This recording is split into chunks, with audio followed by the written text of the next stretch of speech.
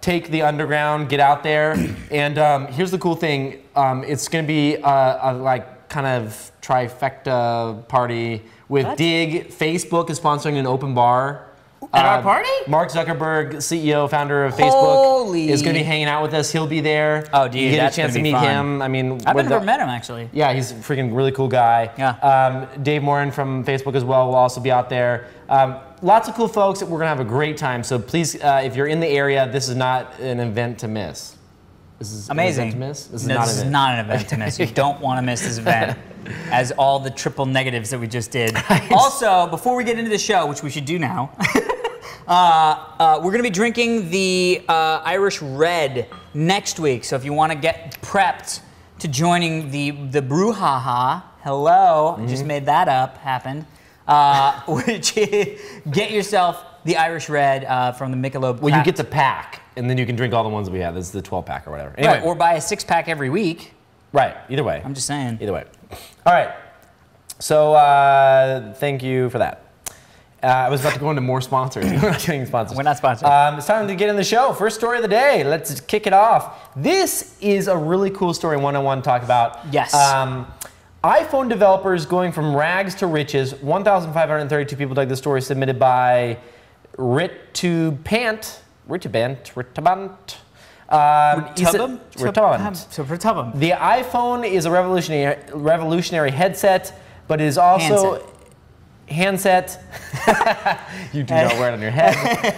But yeah, people tape the iPhone to their ear. That's right. It's a nice headset you got on there. It is also the key to a virtual gold mine, the iTunes App Store, where independent developers can become multimillionaires in just a year. So this is a really cool story because it is a cool story. Wired did this, a little article about this guy who has launched a game. His name is Steve Demeter, and he launched a popular game on the App Store called Trism.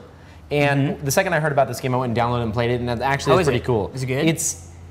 I will say this: it's a little hard to learn initially, and don't get me wrong, it's addictive and fun once you get it. Yeah. But because it said it uses the accelerometer.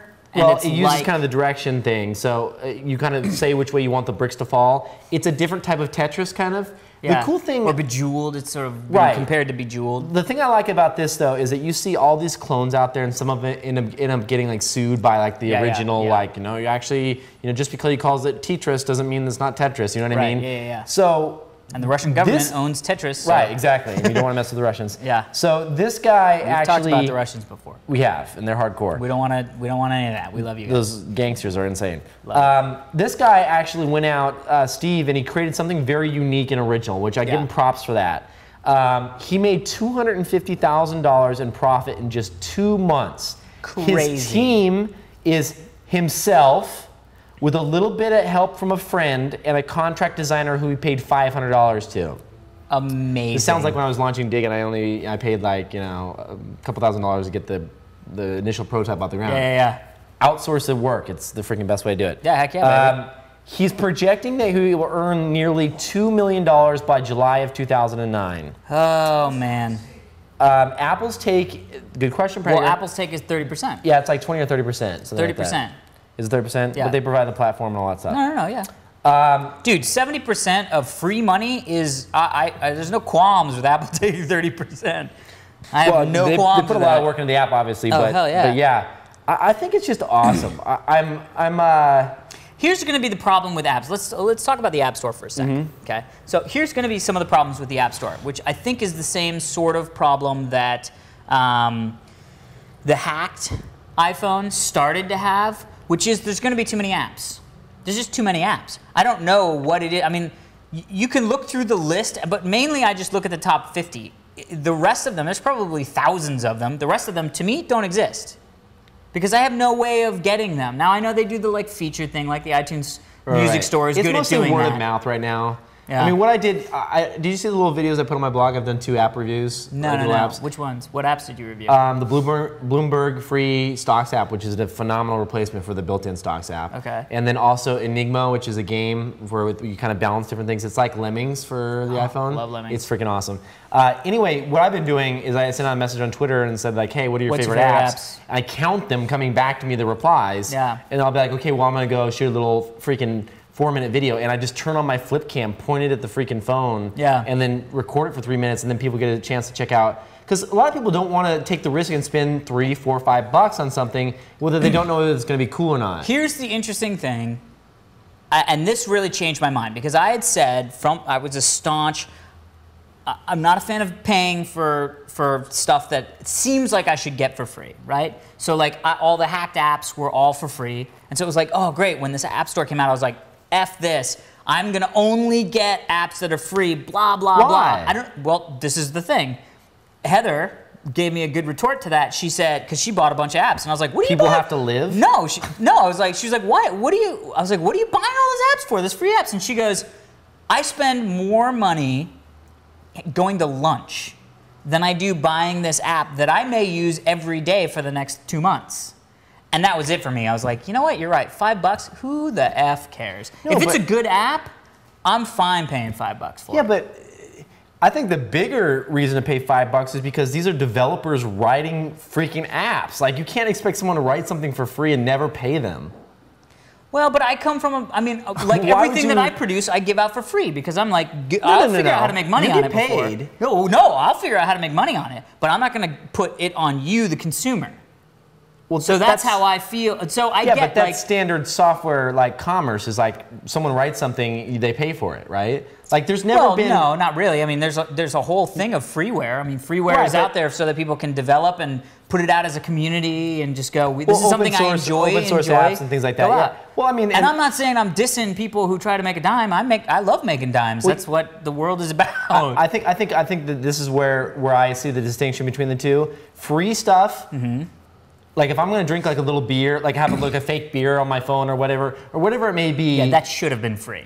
Right, like, but if someone, Let's get serious here. I know, but if you start using an application for that obviously took someone more than a couple days to put together. Sure. I have no problems spending 99 cents, spending $2, spending $3, and even spending $5 if it's badass. I agree. That's what I'm saying. Now I've changed my tune on that. Right, but before I was a little against it because it was the whole thing of I was getting it for free with the hacked thing. Now I got to pay. That makes me mad. It just makes me mad. Anytime I go from free to pay, it just makes me mad. Dude, I have got. It's like how long it took me to get into an MMO. I was like, I'm not paying every month. I bought the frickin'. What's up? I have got the best book for you in the freaking world. Hey, Prayer, can you hand me that book on that desk right there? Is it on this table you're sitting at right now? It's like the lolcat book? No, the irrational. The irrational response. Oh, it's upstairs, Prayer. Can you grab it on my desk? Just run upstairs real quick. It's really worth. Okay, I'll just explain it because I think this is important for the viewers to get this. Because again, I'm going to go back and say I now understand the App Store and I enjoy purchasing apps. Irrational. Just pick a book. It doesn't matter. Okay, so this. Just not the porn one. Yeah. No, the other porn one. Yeah, right. Yeah, that's the one. Oh fuck! Don't. What the fuck? Okay. That is a big book. Predictable Irrational. This is a really good book right here. This is all about studies done at MIT. Predictably Irrational. Yes, Predictably Irrational. This is all about studies done at MIT that are basically explaining why we do certain things, from our buying habits to, all over the place, to why we date certain people. Ooh. And it's really fascinating because they talk about this concept of an anchored price in your mind and why it's harder for you to change and change your price structure internally once you've perceived something at a given value. So let me give you an example.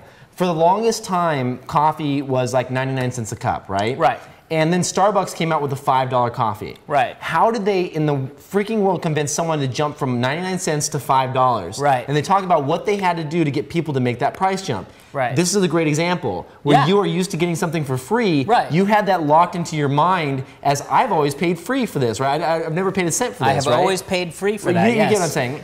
And then basically for you to make the jump to even a couple dollars was a really big deal, right? Any amount of money that I need to put a credit card in This for. explains all of that. Really? They do things like they break down like ads from Best Buy and show you what they're really trying to get you to buy. Like they'll say, okay, here's 3 big screen TVs. One's priced at this, one's priced at this. They list these features, but this is really the one they're trying to sell you. They talk about how at restaurants, they'll have the reason they have one entree that's listed at like $40 is so that you'll look at that anchor price and you'll see something that's listed at 30 and you'll say, hey, I'm gonna get the $30 one. And because you see that anchor of 40 and you say, hey, 30 is not so bad. And then what they do is that $30 entree, that's where they build in the most markup. So that's where they put an entree out there that they can make the most money at. It's fascinating. This guy is gonna be speaking at TED. Yeah. Great book. I'm about halfway through. Highly recommend it. Oh, I can't. So I'm not gonna take that then.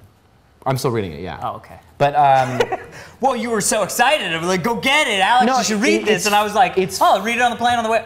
It's funny. You're not done. It's funny, and I it's have to just go like, buy this book. Dude, about why I don't want to spend money on books. They do these studies about why women prefer certain guys based on like certain things that they do, and it's really. So you can convince girls to date you that shouldn't. Yeah, but the thing is, it's very true. It's very true. And it's not bullshit. Like you're not like reading some like dating expert where they're like, hey, blah blah blah. These are like girls studies. Like flowers. These are studies done at MIT. So they're like, it's no, really, girls, the power.